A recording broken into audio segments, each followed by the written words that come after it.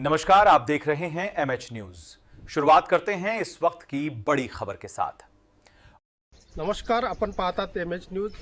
आणि नागपूर जिल्ह्यातील मौदा तालुक्यातील दहेगाव येथील शेतकरी राजेश आंबिलढुके यांनी आपल्या शेतामध्ये 1500 झाडे टमाटरची लावली आहे आणि 2 रुपये प्रति या दराने तब्बल 1500 रोपटी आणून त्यांनी टमाटरची पीक लावली।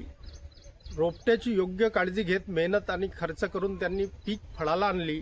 मात्र बाजारात टमाटरला अपेक्षित भाव दर न मिळाल्याने शेतकरी राजेश आंबिलढुके यांना मोठा आर्थिक फटका बसला आहे। मिळणाऱ्या भाव अत्यंत कमी आणि तुटपुंजा असल्याने त्यांनी आपला टमाटर बाजारात विकण्याऐवजी शेतातच झाडावर ठेवून दिला आहे। शेतकऱ्यांना मेहनतीला योग्य दर मिळावा आणि त्यांचे नुकसान होऊ नये यासाठी शासनाने ठोस पावले उचलण्याची गरज व्यक्त केली जात आहे।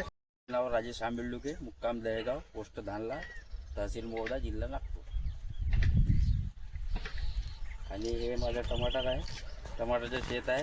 याची लागवड जवळपास नोव्हेंबर महिन्यातली आहे।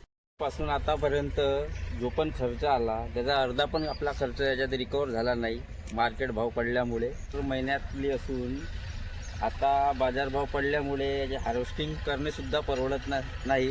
त्याच्यामुळे आम्ही हे तोडणंच बंद केलेलं आहे। गाव येथील शेतकरी आमच्या मालाला रेट मिळत नाही। हा पहा बगीचा टमाटरचा आणि अशीच मिरचीची व्यवस्था आणि धानाची गव्हाची व्यवस्था हेच होत आहे।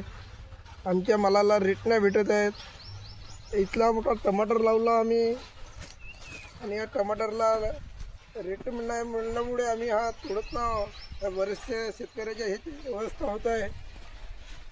अशीच व्यवस्था आमच्या मिरचीची होत आहे। आम्ही शेतकऱ्याने कसे करावा